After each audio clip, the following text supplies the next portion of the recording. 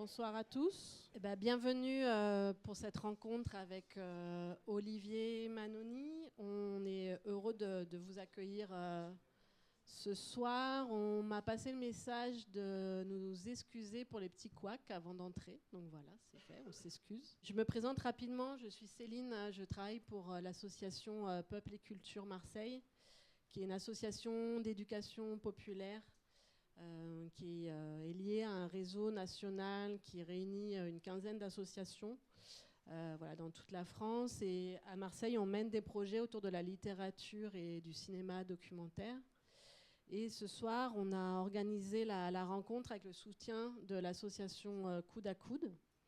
Donc je lis son objet associatif parce que je ne le connais pas par cœur. Donc c'est une association qui a la volonté de s'inscrire dans une démarche d'éducation populaire pour rassembler prolétaires et intellectuels, produire et faire circuler les savoirs critiques, donner des clés de compréhension et utiliser les mémoires des luttes du passé pour nourrir les combats du présent. La rencontre de ce soir, elle s'inscrit dans un cycle d'éducation populaire qu'on a intitulé « Tirer la langue, lutter contre les discours de haine ». En équipe, au sein de l'association, on s'est questionné sur la décomplexion avec laquelle sont formulés des propos racistes ou fascistes dans l'espace médiatique ou public ou lors d'échanges informels au quotidien. On s'est demandé qu'est-ce qui a changé ces dernières années ou décennies dans la société, quelles évolutions dans la manière de dire et de faire de la politique, de fabriquer de l'information, ont permis à ces idées pas récentes de retrouver une actualité, d'obtenir de l'espace pour être à nouveau formulées, d'être perçues comme audibles, voire légitimes, afin d'être débattues, comme on pourrait dire, une idée comme une autre.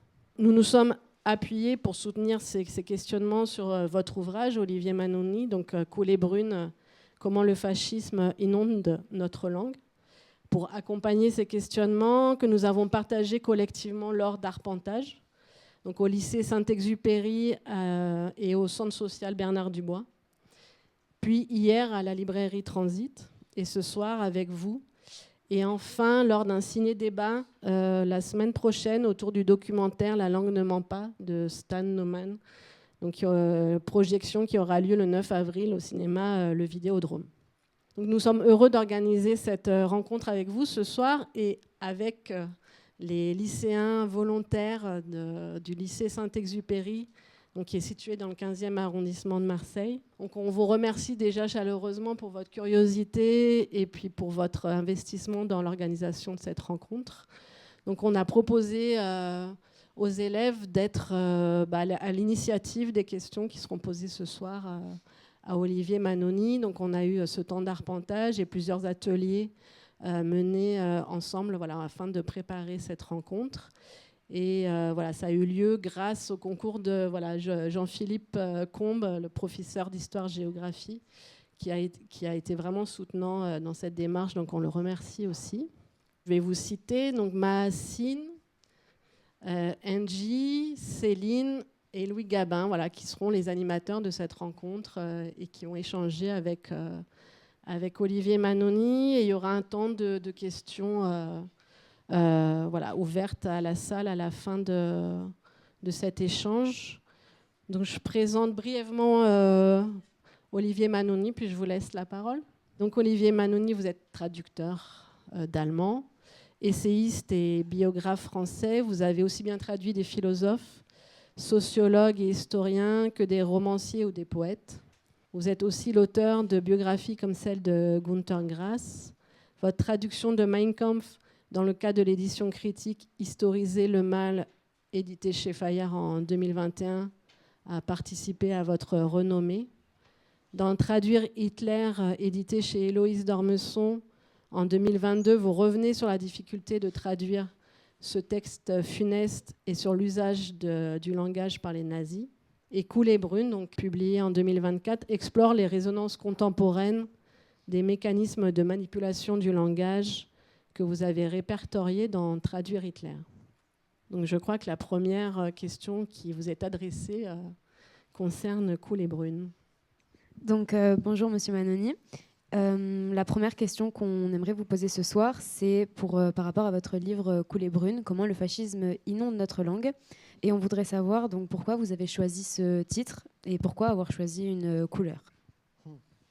Alors, le titre, en fait, on l'a choisi au tout dernier moment. On devait avoir un autre titre qui était plus technique que celui-là. Et mon éditrice, Héloïse Dormesson, m'a appelé au moment où il y a eu la superbe dissolution de 2024, cette idée absolument géniale qui avait déjà en plus été testée, grosso modo, qui annonçait à l'époque, on en était pratiquement sûr, en tout cas les instituts de sondage en étaient pratiquement certains, l'arrivée de Jordan Bardella à Matignon, ce qui aurait été une nouvelle qui nous mettait dans un état assez frénétique.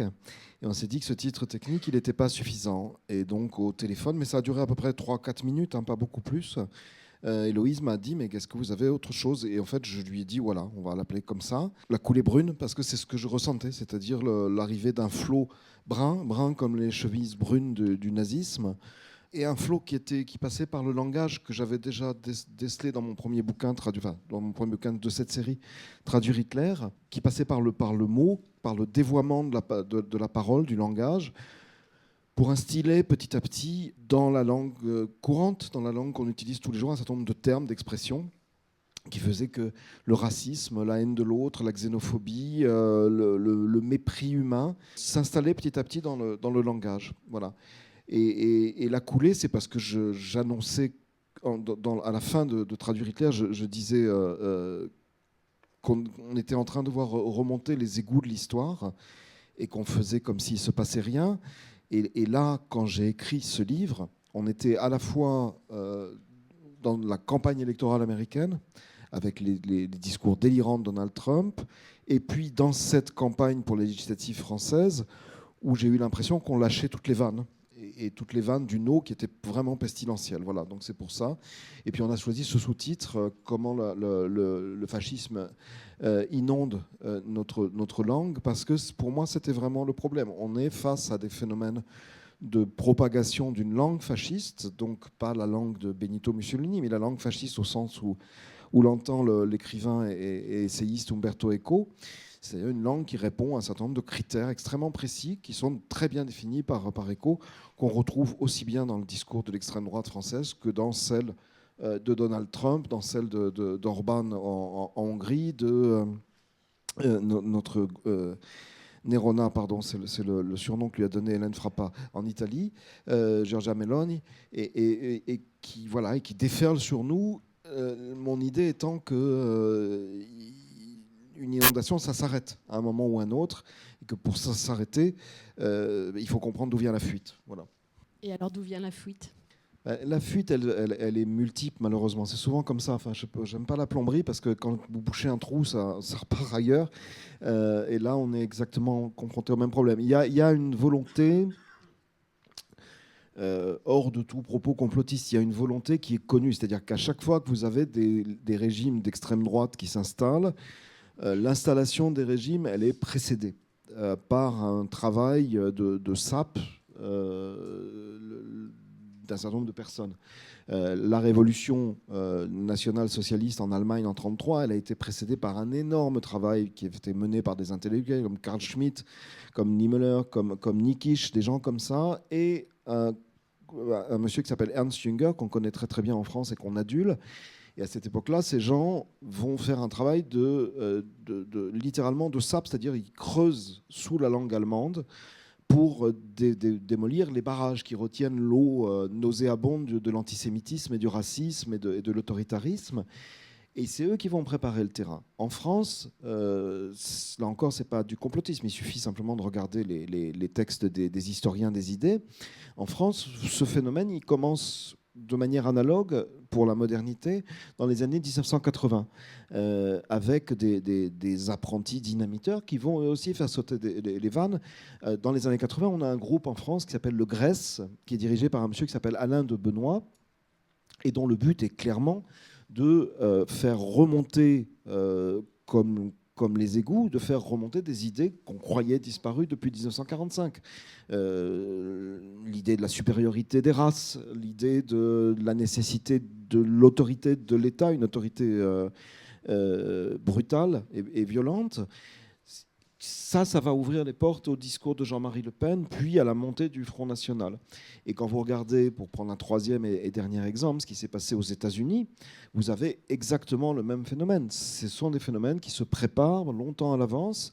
En l'occurrence, pour l'arrivée de Donald Trump dans son deuxième mandat, vous avez un énorme travail qui est fait par une fondation d'extrême droite qui s'appelle la Fondation Héritage, qui n'est d'ailleurs rien d'une fondation, qui est un think tank d'extrême droite, dont le but avoué est de restaurer l'idée de la supériorité de la race blanche, de démolir la démocratie considérée comme un régime qui empêche à la fois l'exercice de l'autorité et l'exercice d'une économie totalement libérée. Et c'est ce courant de pensée qui va répandre dans la société par un certain nombre de médias, la presse, des livres, des penseurs, si on peut les appeler comme ça, des courants qui, là encore, provoque une inondation intellectuelle et en fait empêche les gens, au bout d'un moment, de réfléchir. Parce que quand vous êtes inondé, vous asphyxiez sous l'eau. Et c'est extrêmement difficile de résister à ces marées qui arrivent, qui sont très brutales, qui s'expriment en plus sur un mode extrêmement affirmatif. C'est-à-dire qu'on nous a empêché de parler d'eux depuis tant et tant d'années, de la supériorité de la race blanche, par exemple. On nous a brimés, et maintenant, enfin, on retrouve la parole, et on va pouvoir dire la vérité qu'on vous a cachée. C'est partout le même système. Et donc, oui, il y a des fuites de tous les côtés. Ce sont des fuites qui sont organisées et qui sont d'autant plus difficiles à boucher. Voilà. Et elles passent aussi par une espèce de négligence fondamentale de certains médias, je pense en particulier aux médias audiovisuels grand public, qui ne font pas le travail qu'ils devraient faire dans 90 cas sur 100. J'ai horreur d'attaquer la presse, mais quand on regarde en particulier les chaînes d'information continue, elles laissent en permanence passer des choses absolument inadmissibles, des termes inadmissibles, quand elles ne font pas, comme CNews, depuis quelques années, une propagande absolument éhontée pour des choses comme le racisme, qui sont, il faut quand même le rappeler, ce n'est pas des opinions. En France, le racisme, c'est un délit qui est passible de tribunal correctionnel. Et cette espèce de forcing, d'inondation permanente fait que quand vous ne pouvez plus poursuivre tout le monde.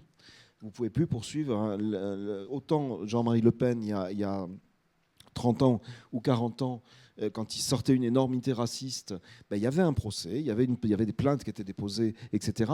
Maintenant, si vous voulez porter plainte contre 24 heures de CNews, je suppose qu'il doit y avoir à peu près 185 procédures. Donc c'est le phénomène de l'inondation. C'est-à-dire qu'on ouvre les vannes sur cette eau brune, cette eau fascisante, cette eau raciste, cette eau qui est faite de haine et de rejet, dans des buts dont on pourra peut-être parler après. Mais enfin, grosso modo, ce sont des buts politiques de prise du pouvoir et de prise du pouvoir dans tous les domaines intellectuels et politiques. Voilà. En parlant de réseaux sociaux, est-ce que aujourd'hui, lorsque vous voyez la façon dont les gens s'expriment du coup sur les réseaux sociaux, avec notamment des phrases qui sont courtes, qui sont chargées d'émotions, avec beaucoup d'analyses entre guillemets foireuses, est-ce que tout cela, ça vous fait penser au fascisme ? Alors ça peut, mais il faut distinguer des choses. Moi, j'ai été longtemps sur Twitter, que j'ai quitté définitivement. Je n'interviens absolument plus dessus depuis 6 mois à peu près. Depuis que Musk, et j'aurais dû le faire au moment où Musk est arrivé, j'ai voulu attendre pour voir ce qui se passait. Depuis que Musk a laissé diffuser un texte violemment négationniste, donc niant l'existence des chambres à gaz et des camps d'extermination, qui avait été rédigé par son intelligence artificielle qui s'appelle Grok et qui avait été diffusé très largement sur Twitter et qui n'a jamais été enlevé. Donc à partir de ce moment-là, j'ai dit c'est terminé, je quitte ce réseau. Twitter est devenu, enfin X maintenant, il porte bien son nom, c'est un site qui est devenu de la pornographie intellectuelle. Il fonctionne sur la haine, il fonctionne sur l'injure, sur les instincts de meute.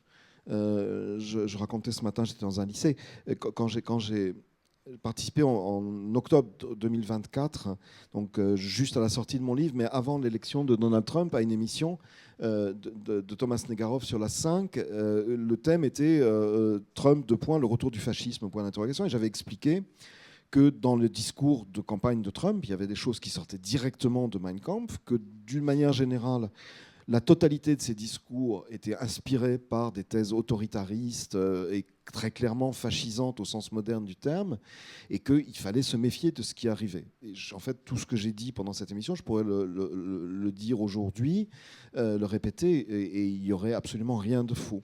Le lendemain matin, j'avais... Alors là encore, une inondation, hein, ça fonctionne toujours comme ça. J'avais plus de 3000 tweets, je ne suis pas allé jusqu'au bout évidemment, d'injures, et d'injures grossières, stupides, enfin, sans argumentation, de l'injure pure déclenchée par la meute de l'extrême droite. Donc oui, pour répondre à votre question, les réseaux sociaux jouent un rôle, à la fois par la brièveté de ce qu'ils permettent, mais surtout par la violence de ce qui charrie. Cela dit, il faut faire des différences. Je suis maintenant sur Blue Sky, qui est un réseau où c'est très simple. Quand quelqu'un vous insulte, ça a été la règle qu'on a tous appliquée depuis le début. La première insulte, on bloque. Et quand vous bloquez quelqu'un, tous vos correspondants ne reçoivent plus les messages. Et en fait, on a fait le ménage très très rapidement. Et du coup, on a des vraies discussions maintenant, tout à fait intéressantes, y compris avec des gens qui ne sont pas forcément d'accord avec nous. Donc ça peut être aussi un moyen de discussion, ça peut être un moyen d'information. Il ne faut pas condamner le média parce qu'il est manipulé. Ça peut être aussi un moyen de diffusion parce qu'il est aux mains de techniciens. Il fonctionne avec des systèmes qu'on appelle les algorithmes qui sont extrêmement faciles à manipuler et que Elon Musk a manipulé. Tout le monde le sait. Ça fait 6 mois à peu près que la Commission européenne demande à Elon Musk de livrer ses algorithmes pour qu'on puisse comprendre ce qui se passe. Mais depuis qu'il est arrivé, vous avez toutes les chances, si vous faites un tweet qui est offensant, qui est insultant, qui est d'extrême droite, qui est raciste, vous avez absolument toutes les chances que l'algorithme d'Elon Musk vous le propulse en avant. Si vous faites un tweet d'explication calme, scientifique, politique, pour expliquer une situation, vous êtes absolument certain que ça va être englouti. Donc là, il y a une vraie manipulation à la fois de la langue, c'est-à-dire qu'on va mettre en avant ce qui est violent, ce qui est insultant, notamment ce qui est raciste. Hein, et ce réseau fonctionne maintenant comme ça. Quand il m'arrive d'aller voir si j'ai pas de nouveau une vague d'insultes pour une raison ou pour une autre, je reste 3 minutes dessus. X est un truc, excusez-moi, mais c'est vraiment devenu à vomir. C'est-à-dire que vous avez l'impression d'étouffer dans une espèce de boue, je reprends l'expression, il n'y en a pas d'autre, faite d'angoisse, de violence. Voilà, c'est un monde qui est insupportable pour moi. Vous avez parlé d'Umberto Eco. Donc, pour définir le fascisme. Donc, je suppose que vous avez fait référence à son livre Reconnaître le fascisme. Et donc, justement, on aimerait savoir comment est-ce que vous définissez le fascisme. Un peu comme Eco, je crois que il y a une vraie, il y a une espèce de querelle entre les historiens pur sang et les gens qui travaillent sur le langage, qui travaillent sur des politologues, etc. Les historiens, pas tous, mais certains nous disent mais vous ne pouvez pas employer ce terme parce qu'il est extrêmement circonscrit. C'est l'Italie en 1922 jusqu'en 1943 à peu près. C'est Mussolini. C'est une doctrine qui est extrêmement précise, qui a eu des conséquences extrêmement précises aussi sur le plan historique, et donc on ne peut plus utiliser ça.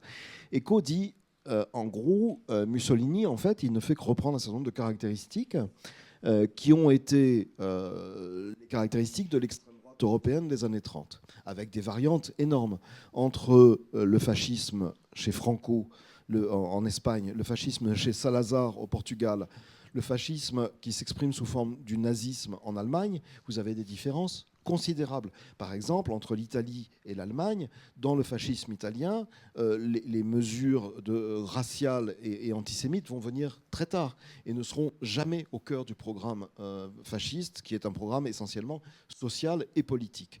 Alors que chez les nazis, l'antisémitisme, c'est le cœur de la doctrine et le reste va venir après ou autour. Même si l'antisémitisme sert en fait aussi un projet social et politique essentiellement. Chez Franco, vous n'avez pas d'antisémitisme. Il y a toute autre caractéristique dans le fascisme espagnol. Et chez Salazar, il y en a encore d'autres. Et si vous allez dans l'autre puissance de l'axe de l'époque, le Japon, vous avez là aussi un régime qui est très clairement fascisant, mais qui a encore d'autres caractéristiques. Ce qui est intéressant, et c'est ce que fait Umberto Eco, c'est de délimiter, en fait, de définir les zones d'intersection entre tout ça. Et il les définit très clairement. Il y a 14 points dans son livre qui s'appelle « Reconnaître le fascisme », qui est un tout petit livre qu'on peut lire très facilement et qui est extrêmement instructif parce que Eco était sur beaucoup de plans un génie, y compris sur le plan politique, et qu'en plus il vivait en Italie, qui est un pays qui est agité par ces courants d'extrême droite depuis bien plus longtemps que le nôtre. On peut même dire que d'une certaine manière, en Italie, ils ne sont jamais morts. C'est-à-dire que le fascisme italien, même après la mort de Mussolini, même après la mort de la fin de la guerre, a continué à survivre. Et il y a un mouvement, le MSI italien, qui était bien antérieur au Front National, tellement antérieur que le Front National lui a piqué son logo, la flamme. C'est une flamme bleu, blanc, rouge chez nous, verte, blanc, rouge chez les Italiens. Et donc, il avait cette continuité devant les yeux. Et le MSI, dont se réclame aujourd'hui Giorgia Meloni, est un mouvement très clairement néofasciste et qui se revendique comme tel. Giorgia Meloni fait l'apologie de Mussolini quand elle en parle. Voilà. Eco, donc, est face à ça. Et il définit le fascisme. Il y a 14 points, donc je ne vais pas les inventorier tous. Mais ce qui était intéressant quand on analysait le cas Trump, c'est d'essayer de voir ce qui collait, ce qui matchait, comme on dit aujourd'hui. Et en fait, quand vous faites la liste, vous avez absolument tout. Simplification du langage, haine de la culture, culte de la virilité, culte du chef, culte de la violence. Je ne vais pas faire les 14, mais vous avez la totalité. Et quand on a dit ça avant son élection, je sais que moi j'avais un journaliste que je respecte beaucoup qui était avec moi, qui me dit mais vous pouvez pas dire ça, vous exagérez.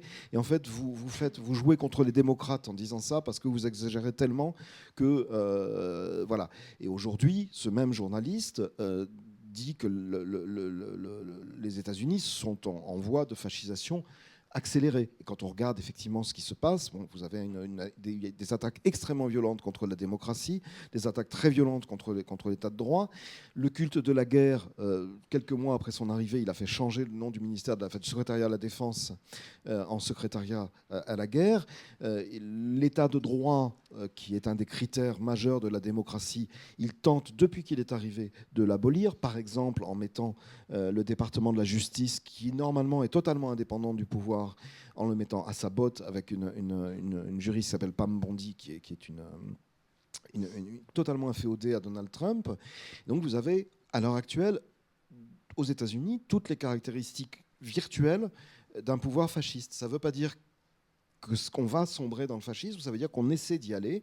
Et fort heureusement, aux États-Unis aujourd'hui, il y a des contre-pouvoirs qui ont été attaqués très très vivement. Donald Trump s'en est pris immédiatement quand il est arrivé à la presse, avec des procès où il demandait des fortunes à des journaux qui avaient dit du mal de lui, à la justice, au pouvoir constitué. Donc il tente et il continue de tenter de réduire à néant le rôle du Congrès et du Sénat, de la Chambre et du Sénat, pardon, donc du Congrès. C'est-à-dire de prendre un pouvoir totalement personnalisé, appuyé sur des gens qui lui sont inféodés. Ce sont toutes les définitions d'un pouvoir fascisant. Voilà. Et donc, Eco, d'une certaine manière, peut nous servir de critères. Et il est naturellement applicable à plein d'autres pays, y compris à la France. Et ça permet aussi de définir des nuances, parce que vous avez des partis... ça permet, par exemple, quand on travaille sur ce qui se passe en France, d'établir des nuances un peu subtiles entre le parti d'Éric Zemmour, Reconquête, et puis ce qu'est devenu ou ce que veut être devenu le Rassemblement national. Moi, je voudrais du coup revenir sur les réseaux sociaux. Vous avez beaucoup parlé de l'irrationalité que ces derniers ont, qui s'est emparé des réseaux sociaux, lors par exemple du Covid. Et je voulais savoir comment expliquez-vous que même des professeurs et des médecins, comme par exemple le professeur Raoul, puissent alimenter ces théories. Alors je suis à Marseille. Je vais essayer de ne pas m'attirer de procès. Je vais prendre le problème dans l'autre sens. Pourquoi un professeur réputé se sent obligé d'expliquer, je vais le citer, au début de l'épidémie, que le Covid va faire moins de morts que les accidents de trottinette. Ce sont des citations littérales que je donne dans mon livre. Pourquoi est-ce qu'après, il explique qu'avec l'ivermectine ou d'autres produits qui servent l'ivermectine, c'est un vermifuge pour les chevaux, il faut quand même le rappeler, on va réussir à arrêter ça. À quoi ça sert? Alors, la réponse, faire venir M. Macron à l'Institut méditerranéen, par exemple. Bon, c'est un gain de popularité qui peut être appréciable, hein, si on apprécie M. Macron. C'est quand même peu de choses. Et puis après, bon, il y a le reste de l'histoire. Il y a ce qui se passe derrière. Et il y a, après le Covid, ce qui s'est passé réellement du point de vue scientifique, c'est-à-dire une série, mais invraisemblable, de rétractations de textes qui venaient de cet institut, un démontage par un certain nombre de personnes qui ont été très courageuses, parce qu'elles ont toutes été poursuivies en justice. Et le professeur Raoult bénéficiait de ce qu'on appelle la protection fonctionnelle, c'est-à-dire que les gens qui l'attaquaient étaient obligés de payer très cher des avocats pour se défendre, mais lui était couvert par l'État. Et ça continue. C'est pour ça que je suis prudent ce soir. Mais on n'avait pratiquement jamais vu autant de rétractations. Je pense que vous savez ce que c'est qu'une rétractation. C'est un article scientifique que vous avez prévu, publié dans une revue, et qui est normalement examiné par des scientifiques, par des pairs, qui vont dire effectivement c'est un article sérieux. Ce système qui a été mis en place, je ne vais pas m'étendre là-dessus, mais enfin, c'est un système qui est extrêmement dangereux, qui a été accéléré par des règles fixées par l'université française, qui forcent en fait les chercheurs pour avoir pour que leurs instituts soient bien notés et donc pour qu'ils aient des fonds à publier, mais en permanence. Et l'institut du professeur Raoult publiait des milliers d'articles. Voilà. Donc très rapidement. Avant, c'était vérifié par des revues qui étaient sérieuses, avec des vrais comités, etc. Maintenant, on a des revues qu'on appelle des revues prédatrices, qui font payer les scientifiques pour publier. Comme ça, vous pouvez dire, voilà, j'ai publié tel ouvrage.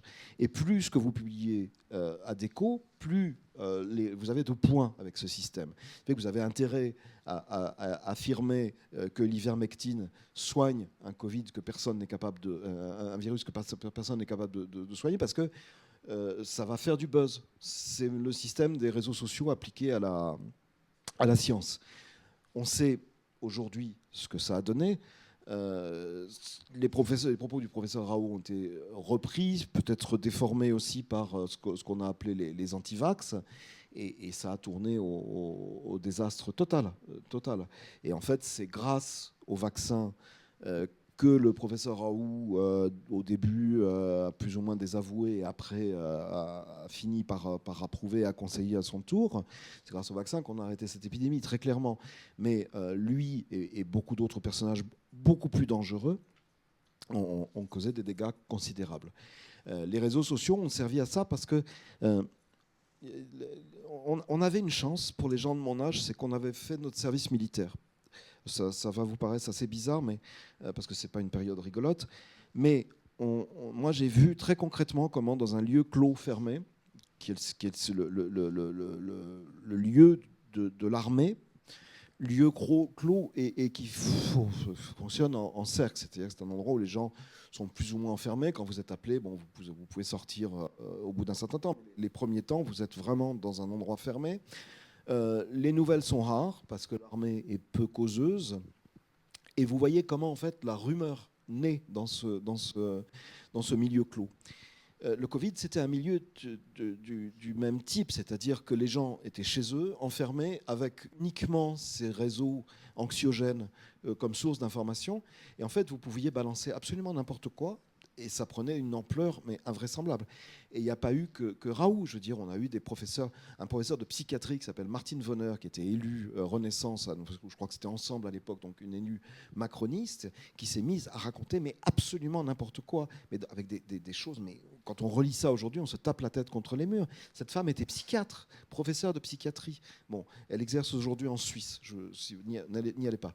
Je veux dire, c'est par les réseaux sociaux aussi que ces gens-là se sont mis en valeur. Et je pense qu'à un moment ou à un autre, ils ont été absolument persuadés de ce qu'ils disaient, parce que vous finissez par être persuadé par la rumeur que vous avez lancée au nom du principe il n'y a pas de fumée sans feu. En fait, si. Il y a beaucoup de fumée sans feu. Voilà. Donc là aussi, les réseaux sociaux, c'est même pas qu'ils ont amplifié, c'est qu'ils ont été les vecteurs de ces histoires. Et ils ont rendu, je pense, d'abord ils ont tué, très clairement. On peut prendre des exemples, les frères Bogdanov, qui ont été convaincus que les vaccins étaient des choses extrêmement dangereuses, qui ne se sont pas fait vacciner, ils sont morts. Tout simplement, ils sont morts. Voilà. Ça, c'est des réalités très claires. Et jusqu'à aujourd'hui, alors X, je n'y vais plus, mais vous avez encore des gens, à chaque fois qu'il y a quelqu'un qui se tue en voiture, sur Twitter, ils interviennent en disant est-ce qu'il était vacciné ou pas. Voilà. Il faut quand même rappeler qu'il y a eu aussi des médecins, des professeurs d'université qui ont fait des thèses très très sérieuses en expliquant que les gens qui avaient été vaccinés avaient au grand maximum 5 ans à vivre. Voilà. Bon, ça a fait rire tout le monde, mais ils étaient crus par un certain nombre de personnes. C'est-à-dire qu'à chaque fois que quelqu'un mourait d'un cancer, il y a des gens qui demandaient ça. Et pire, ils sont intervenus dans la politique. Donc j'ai cité Emmanuel Macron qui est allé voir Raoult, qui avait apparemment un remède miracle. Donc soit, on va voir ce qui se passe. Mais quand vous prenez quelqu'un comme Nicolas Dupont-Aignan, il avait, il y a quelques mois, et je pense qu'il a toujours, un médecin qui a été radié pendant 1 an de son métier parce qu'elle diffusait de fausses nouvelles, c'est une femme, et qui après, pendant cette année de radiation, tous les jours, donnait des comptes rendus de son cabinet en disant aujourd'hui reçu 2 turbocancers, 3 leucémies, etc. Elle n'avait plus de cabinet. Cette femme, je ne sais pas si elle l'est encore aujourd'hui, mais elle était il y a quelques mois, et la conseillère médicale, donc la chargée des affaires médicales pour le parti, ce parti s'appelle Debout la France, qui est le parti de Nicolas Dupont-Aignan. Voilà. C'est aussi comme ça que se sont implantées ces choses-là. Voilà. Et ça donne aussi une idée du sérieux des gens de ce mouvement qui a été à la fois anti-vax, complotiste, etc. Et dont je montre dans Coulée Brune qu'ils ont vraiment débouché sur le pire, c'est-à-dire l'antisémitisme, et donc plein de leaders sont arrivés chez Extrême Droite. Je vais prendre là, je ne peux pas être attaqué. Le professeur Raoult, son dernier bouquin, que je ne lirai pas, est publié aux éditions Fayard, phagocyté par M. Bolloré. Voilà. En même temps que Zemmour, Bardella, etc. C'est très simple. Pour revenir sur ça, est-ce que c'est la pensée qui va influencer le langage, ou bien c'est le langage qui va formaliser l'idéologie, qui va la finaliser d'une certaine manière? C'est indissociable. C'est indissociable parce que la manière dont j'essaie de parler, moi, ce soir, elle est indissociable de ce que je pense. Si je me mets à hurler, vous allez dire c'est bizarre pour quelqu'un qui prône le dialogue.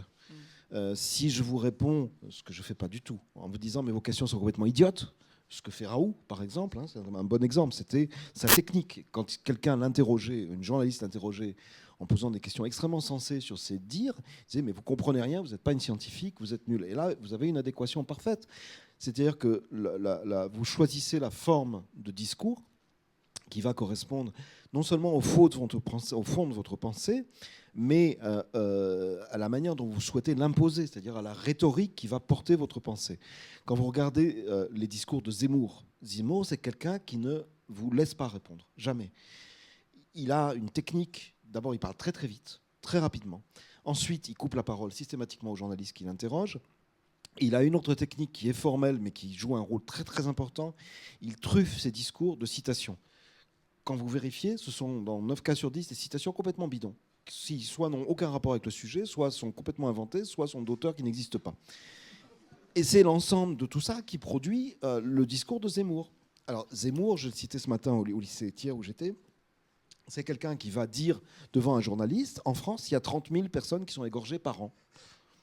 Le journaliste lui dit mais comment ça égorger? Et il fait ce geste que c'est très violent, j'ai pas envie de le refaire. Enfin, il fait le geste de quelqu'un qui passe le couteau sous la gorge. Bon, le journaliste il n'est pas prêt. Vous pouvez pas être prêt face à Zemmour. C'est pas possible. Vous pouvez pas être prêt. Et c'est aussi ce qui s'est passé pour le Covid. Quelqu'un qui est dans le délire, vous pouvez pas être confronté à lui. Et on va reparler de Bardella juste après parce que c'est intéressant. Vous ne pouvez pas vous confronter avec lui avec des arguments rationnels, sauf si vous avez fabuleusement travaillé votre sujet. Mais quand Zemmour vous dit, je ne sais pas moi, le général de Gaulle disait il faut absolument évacuer tous les Algériens du sud de la France parce qu'ils posent un problème, le journaliste, j'imagine, enfin, j'ai été journaliste, le journaliste qui est en face de lui, il se dit d'où sort ça? Mais vous ne pouvez pas prouver que quelque chose n'existe pas. C'est d'ailleurs aussi un phénomène qu'on a eu dans le Covid. On peut prouver que quelque chose existe, Mais apporter la preuve rationnelle que quelque chose n'existe pas, c'est totalement impossible. C'est le problème de Dieu. Je veux dire, vous ne pouvez pas prouver que Dieu n'existe pas. Voilà. Vous ne pouvez pas prouver non plus que Dieu existe. Mais vous ne pouvez pas prouver qu'il n'existe pas. Personne ne peut le faire. Il n'y a aucune preuve, ni rationnelle, ni philosophique, que Dieu n'existe pas. Voilà. Il y a des preuves philosophiques que Dieu existe qui sont, à mon avis, un petit peu fluctuantes. Mais voilà, vous ne pouvez pas dire, si vous me dites cette carafe n'existe pas, je vais avoir beaucoup de mal à vous dire qu'elle existe, parce que je vais vous dire, mais vous voyez bien qu'elle est là, et vous allez me dire, c'est une illusion. Bon, c'est la technique de Zemmour, c'est-à-dire qu'en fait, il affirme des choses qui n'existent pas.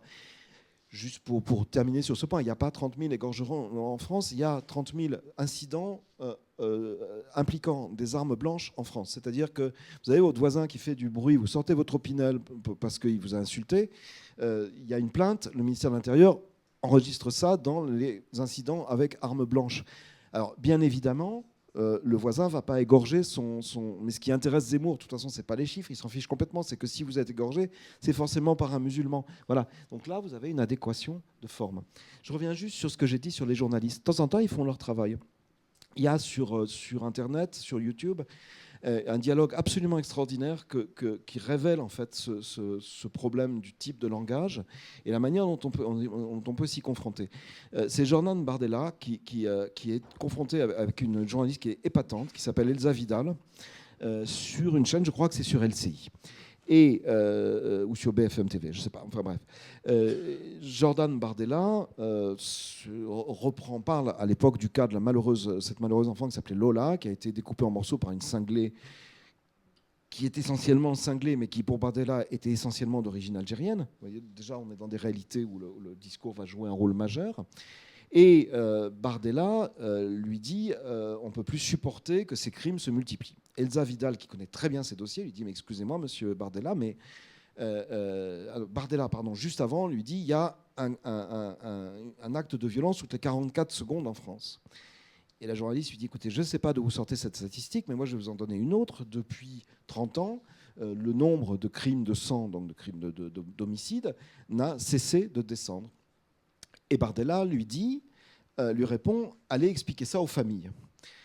Elsa Vidal lui dit en gros, donc, si je comprends bien, les statistiques, elles vous arrangent quand elles sont quand vous les sortez de votre côté, mais quand elles sont contre vous, vous ne voulez pas en entendre parler.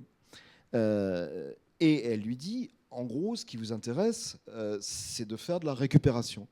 Et Bardella, qui est mon grand copain, parce que j'ai écrit un bouquin sur lui, qui est mon dernier livre en date, enfin, c'est pas sur lui, sur un personnage qui s'appelle Philoquin, qui n'a aucun rapport avec lui, mais qui ressemble un petit peu de caractère quand même. Et Bardella lui répond, mais la récupération, c'est mon métier. Alors là, il y a un blanc absolument incroyable, parce qu'il vient de s'apercevoir qu'il a dit un truc énorme, et d'autant plus qu'Elsa Vidal le reprend, il dit ah, c'est votre métier, je vous remercie de me le confirmer, c'est parfait. Et ce malheureux pauvre garçon s'enfonce en disant non mais moi c'est de récupérer les faits pour essayer de voir comment on peut y remédier, et à ce moment-là, parce qu'il est dans une panade pas possible, il s'en prend à elle, et là vous avez la violence de ce discours d'extrême droite qui arrive, et il a cette phrase extraordinaire, et il lui dit mais vous de toute façon vous avez le beau rôle, hein, vous êtes journaliste, votre boulot à vous c'est d'établir les faits. Et Elsa Vidal lui fait un énorme sourire en disant c'est exactement monsieur Bardella, voilà comment on peut les démonter. Mais ça suppose d'abord un caractère qu'Elsa Vidal a et que tout le monde n'a pas. Ça arrive, Apolline de Malherbe l'a coincé aussi en lui rappelant qu'à Bruxelles, on l'appelait Bardépala. Et il est resté de la même manière bouche bée. Mais quand vous avez Zemmour, c'est beaucoup plus compliqué, quoi. Quand vous avez quelqu'un qui vous assassine sur des faux chiffres, des fausses citations, et c'est exactement le même procédé, pour répondre à votre question, que celui des complotistes qu'on a eu dans le Covid. C'était très difficile de discuter avec eux, parce que quand vous avez quelqu'un qui alors, vous inonde de faux chiffres, de faux trucs, etc. Si vous voulez faire votre travail pour lui répondre, il va falloir aller tout vérifier. Et c'est des heures, alors que lui, il a pris 10 minutes pour inventer n'importe quoi. Et quand vous arrivez avec des vérifications, il vous traite de mouton, enfin, il vous traitait de mouton, il vous insultait en disant de toute façon, dans 2 ans, vous serez mort. Et puis c'était terminé. Il vous bloquait, comme on disait dans les réseaux sociaux. Donc voilà, oui, il y a une adéquation toujours entre la pensée et le discours. Je ne vais pas être trop long là-dessus, mais quand, par exemple, le discours de Trump, cette espèce d'incohérence, tous les discours qu'il a tenus en campagne, de tous les discours qu'il tient depuis, on voit bien que c'est aussi une incohérence qui correspond simplement à ce qu'il fait. Quand vous voyez ce qui se passe en ce moment en Iran, il suffit de se reporter à ce que disait Trump, c'est-à-dire absolument tout et n'importe quoi pendant sa campagne, pour comprendre qu'il est comme ça, simplement. C'est tout. Il a le pouvoir, il veut exercer le pouvoir, c'est la seule chose qui l'intéresse. Et le reste, aucune importance. L'Iran, on négocie avec des gens, avec une espèce de régime dont personne ne sait où il est, qui il est. Un coup, on va les massacrer. Le lendemain matin, on est en train de négocier. Ça se passe très très bien. C'est une grande et belle négociation. C'est des super types. Et le surlendemain, ça recommence. On va les détruire. On va envahir leur île. Il y a un très beau dessin que j'ai vu d'un journal américain où vous avez Donald Trump en tenue de malade dans une cellule capitonnée. Il y a un psychiatre devant lui. Et le psychiatre lui dit « Mais alors, ces Iraniens avec lesquels vous négociez un super accord, ils sont avec vous dans la pièce ?» Voilà. Voilà. Donc, je veux dire, il y a une cohésion. Et chez Hitler, c'est pareil. Il y a une incohérence, il y a un chaos de la pensée qui est un chaos typiquement fasciste, parce que contrairement à ce qu'on croit, le fascisme, c'est pas l'ordre, c'est le désordre absolu, et qui s'exprime aussi, bien sûr, dans le langage. Et du coup, vous parlez tout juste du langage. Aujourd'hui, de plus en plus, les hommes parlent mal pour paraître d'une certaine manière populaire, peut-être proche du peuple ou pour briser la glace. Est-ce que du coup, c'est une démarche fasciste ? Je ne dirais pas forcément non, je ne qualifierais pas ça de fascisme, c'est du populisme de bas niveau. J'en parle beaucoup dans mon livre, et puis j'essaie de comprendre à quel moment ça commence. En fait, dans Coulées brunes, je suis allé chercher dans les discours à quel moment les discours des hommes politiques très haut placés commencent à déraper. Bon, c'est pas très très compliqué quand vous remontez dans le temps. Vous prenez la Ve République, vous avez De Gaulle, j'essaie de montrer comment De Gaulle s'adressait aux gens. Et De Gaulle s'adressait aux gens, aux Français d'une manière générale, avec un respect du langage absolument infini. C'est-à-dire qu'il parlait dans ses discours, on peut penser tout ce qu'on veut de De Gaulle, hein, mais ses discours, ils étaient clairs, ils étaient nets, c'était d'un très haut niveau. Quand il les écrivait, c'était remarquablement écrit parce que c'était une plume fabuleuse. François Mitterrand, c'est pareil, on peut penser politiquement tout ce qu'on veut de lui. C'est pareil, vous avez des discours qui sont absolument magnifiques, mais vraiment splendides. Et qui s'adresse au peuple français, aux citoyens français, en tant que personnes majeures, capables de comprendre des choses complexes. Voilà. Et puis, vous cherchez le dérapage, vous tombez sur Nicolas Sarkozy. Malheureusement, c'est à ce moment-là que ça commence vraiment à déraper. Vous regardez ces discours. Je fais quelque chose de très, très méchant dans mon livre. Je compare des discours sur la Russie de Gaulle, en 1966, si je me rappelle bien, et de Nicolas Sarkozy à propos de Vladimir Poutine. Alors déjà, le langage est totalement décousu. Enfin, vous connaissez les phrases de Nicolas Sarkozy. Il y en a une qui est très très connue. Ce n'est pas parce qu'on change de chauffeur qu'il faut renverser la table et ne plus avoir personne au volant. C'est à peu près ça. Vous avez la violence du langage. Hein, casse-toi pauvre con, je vais vous passer tout ça au Karcher, qui sont une dégradation du rôle qui tient par le langage. C'est-à-dire que l'État, en fait, se met littéralement dans le caniveau. Mais c'est surtout une dégradation des gens auxquels il s'adresse. C'est-à-dire que, littéralement, le chef de l'État, c'est-à-dire la personne qui doit nous représenter, nous prend pour des imbéciles. Et l'adoption de ce langage populaire... je dirais, c'est même pas l'adoption du langage populaire, l'adoption d'un langage qui se veut populaire est une obscénité. D'abord parce que Nicolas Sarkozy n'a absolument aucune idée de ce qu'est le langage populaire. Hein, je dirais, jamais quitté Neuilly et le 16e arrondissement, premier point. Et deuxième point, parce que cette violence du langage, elle entraîne la violence politique qui va avec. Voilà. Et puis quand vous continuez, on peut prendre l'époque actuelle. Vous avez des caractéristiques linguistiques chez Emmanuel Macron qui viennent directement du sarkozysme. Je veux dire, qui viennent me chercher, par exemple, c'est typiquement un truc qu'un président ne devrait pas dire, comme disait François Hollande, qui lui était bien... Je veux dire, voilà, il s'est bien gardé de ce genre de choses en public. Hein. Après, il y avait les Cendants, il y avait des choses comme ça. Mais je veux dire, quand il représentait l'État, il représentait l'État mollement, mais il le représentait avec un minimum de dignité. Mais quand vous avez des phrases comme ça, enfin, il suffit de traverser la rue pour avoir un métier. C'est-à-dire qu'en fait, vous avez l'impression de gens qui sont en fait coupés du monde. Parce que ce sont des gens qui ont... Je suis coupé de mon micro, ça y est. parce que ce sont des gens qui vivent dans des milieux qui sont absolument pas populaires. Bon, Sarkozy, c'est un avocat d'affaires qui gagnait énormément d'argent. Emmanuel Macron, c'est un banquier d'affaires. On peut être banquier d'affaires. Strauss-Kahn était banquier aussi, et c'était un homme de gauche et qui, jusqu'aux grosses bêtises jusqu'au crime qu'il a commis, avait des idées qui pouvaient être intéressantes et puis un sérieux dans le travail. Mais vous pouvez pas à la fois être banquier d'affaires, vivre dans des milieux qui sont complètement coupés de la réalité populaire et croire qu'en disant des gros mots, vous allez représenter le peuple. Les gens qui représentent le peuple, pour moi, c'est MC Solar, quoi. Je veux dire, c'est des gens c'est des milieux qui sont effectivement des milieux populaires, qui ont créé une langue qui est une langue moderne, extrêmement intéressante. MC Solar, puis plus récemment, je loupe son nom à chaque fois, mais je crois que c'est je crois que j'ai plus de batterie, tout simplement. Enfin, pas moi, le micro. Hein, voilà, moi ça va. Et ce sont des gens, ce sont des gens qui vraiment parlent la langue populaire, la langue d'Aya qu'on a vue, par exemple, pendant les Jeux Olympiques. Moi, ça me dit rien, je suis un vieux schnock, je comprends pas bien, mais je vois bien ce qui se passe. Il y a une énergie absolument phénoménale là-dedans. Ça, c'est de la langue populaire, mais Macron n'utilisera jamais ça, et Sarkozy non plus, parce qu'il n'est pas capable de le maîtriser. Aucun de ces deux hommes, aucun homme politique actuel d'ailleurs, n'arrive à la cheville de MC Solar pour la création d'une vraie langue de la rue, qui est une langue poétique absolument magnifique. Et pour remonter plus loin, je veux dire, ils sont pas à la cheville non plus des vrais hommes de la rue aussi, qui étaient Verlaine et Rimbaud, qui étaient à l'époque vraiment des gens de la rue. La rue, elle parle pas, elle dit pas casse-toi. Enfin, elle peut aussi, mais je veux dire, c'est pas sa caractéristique principale.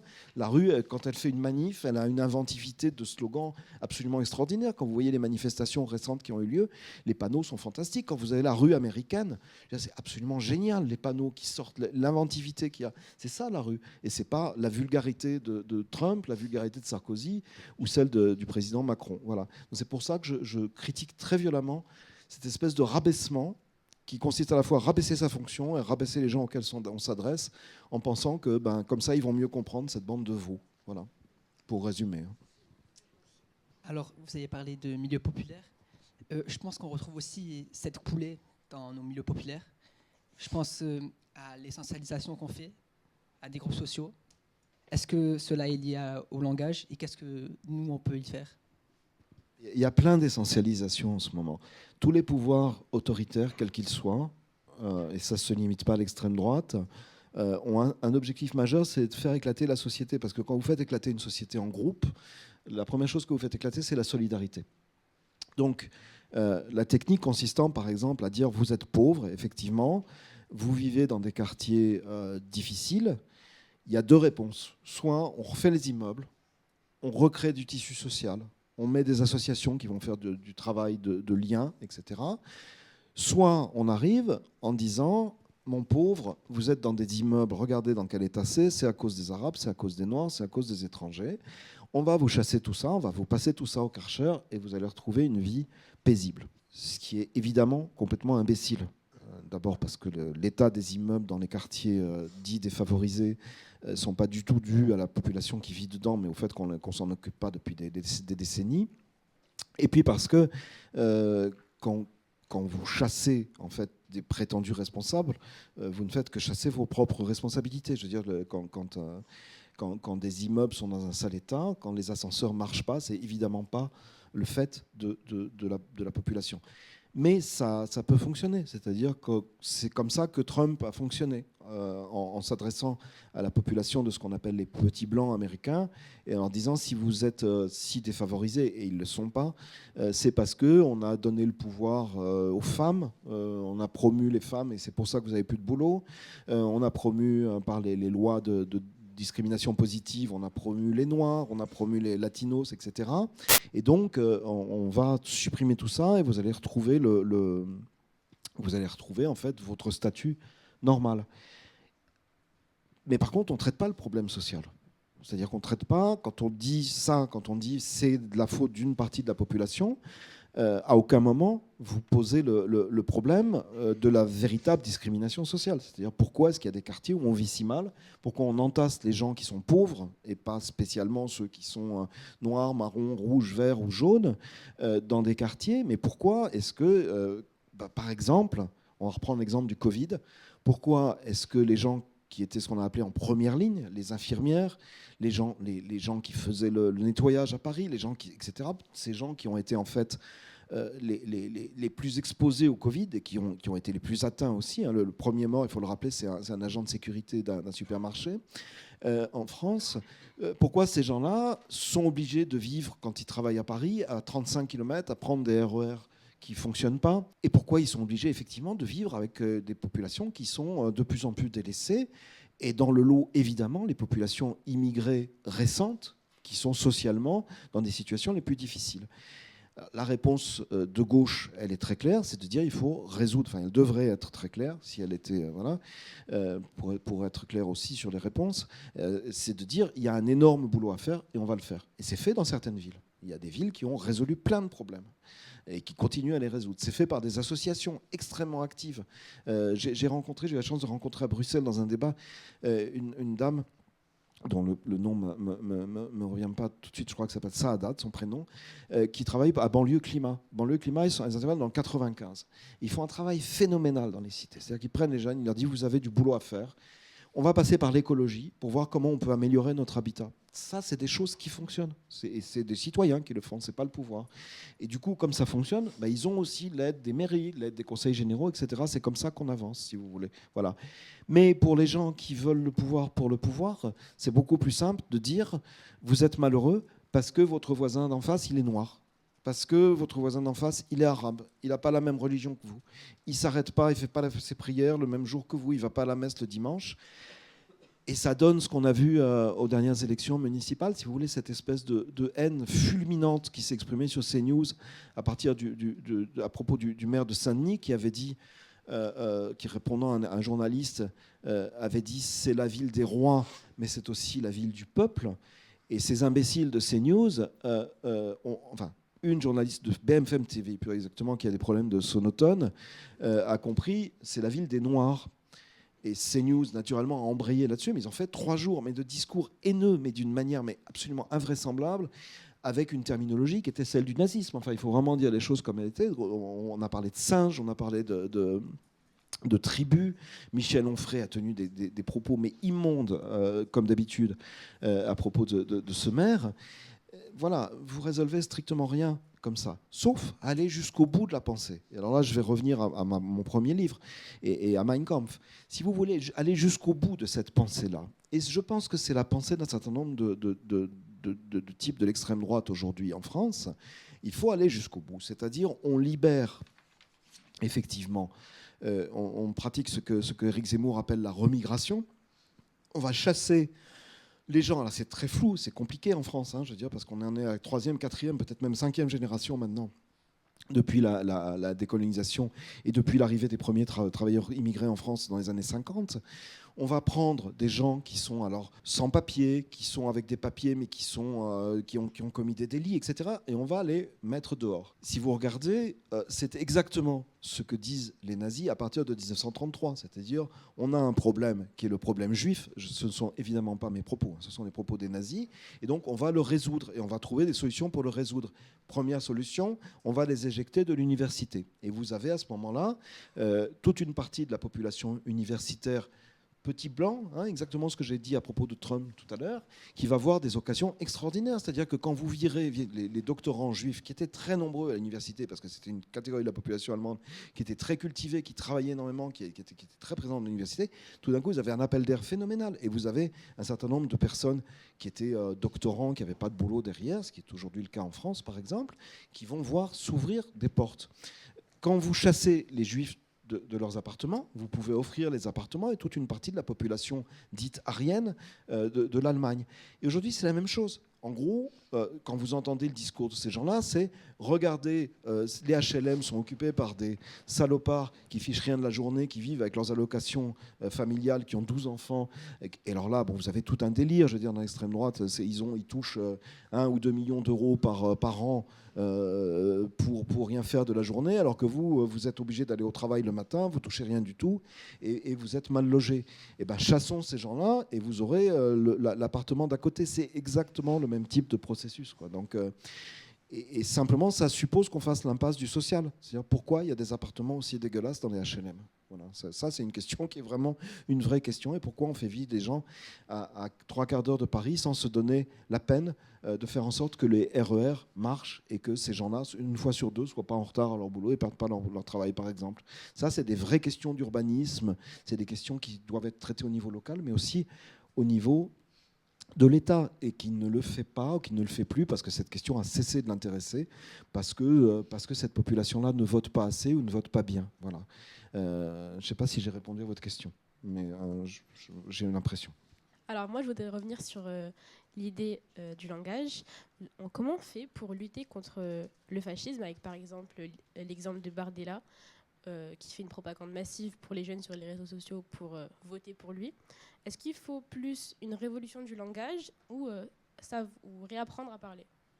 Alors, le problème, c'est que quand vous êtes face à des théoriciens fascistes, par exemple, on va prendre Stephen Miller aux États-Unis, le directeur de la Maison-Blanche, vous pouvez avoir une confrontation de langage. Alors, pas avec lui, évidemment, je discute rarement avec ce monsieur, ni avec Steve Bannon, ni avec des gens comme ça, ce sont des théoriciens.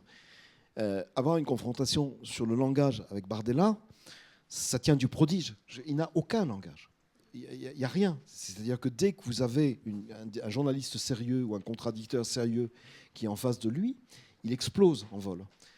Donc on est là, dans le cas de Jordan Bardella, on est confronté à un phénomène qui est un peu nouveau quand même dans l'histoire de l'extrême droite française. C'est-à-dire qu'on a un vide. À une coquille vide un petit peu.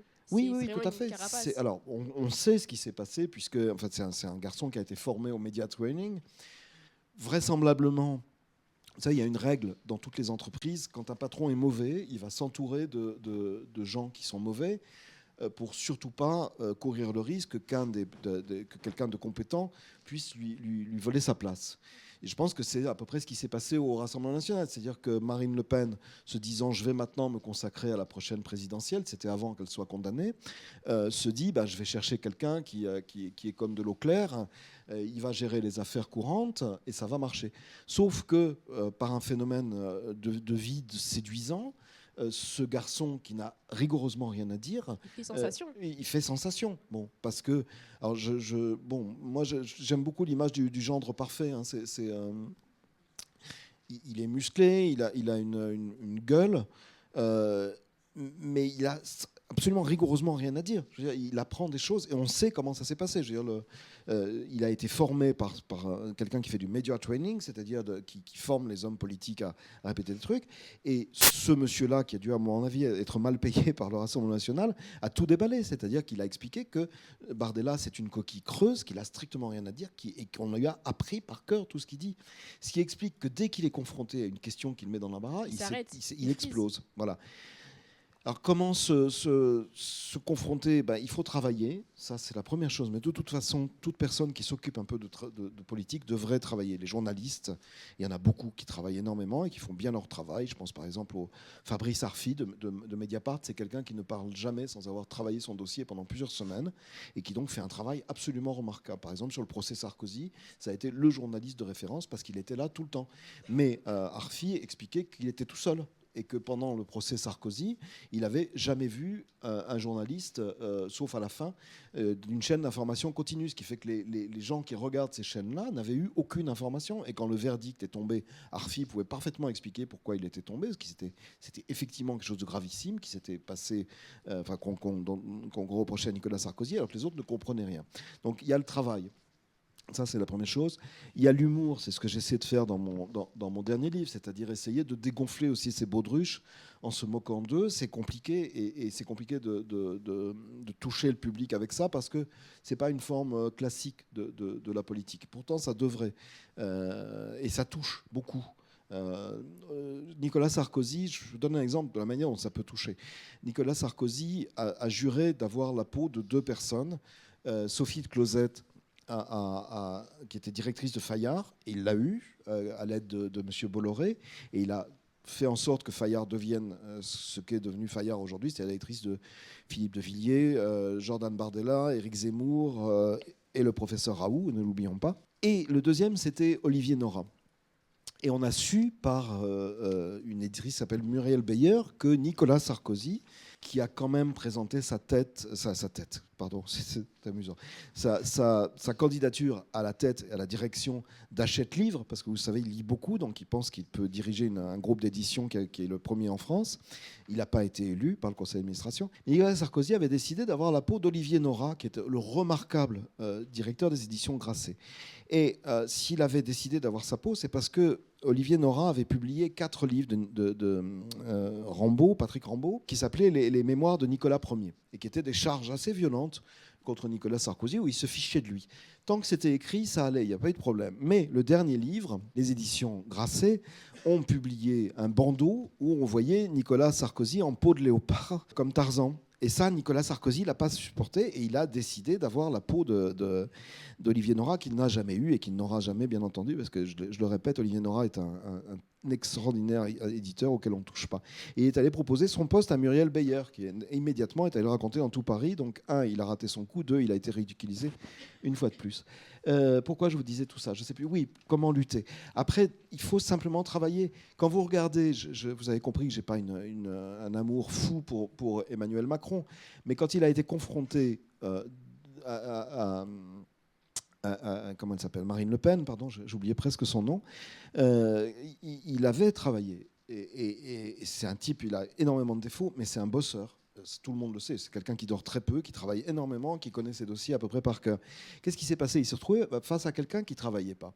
Et en fait, elle a perdu ces élections qu'elle aurait perdues de toute façon, mais elle s'est fait écrabouiller pendant ce débat parce que Macron savait de quoi il parlait et elle avait son équipe qui lui avait préparé des fiches qu'elle-même ne connaissait pas. Et donc, à plusieurs reprises, et elle l'a refait depuis, elle s'est embrouillée dedans.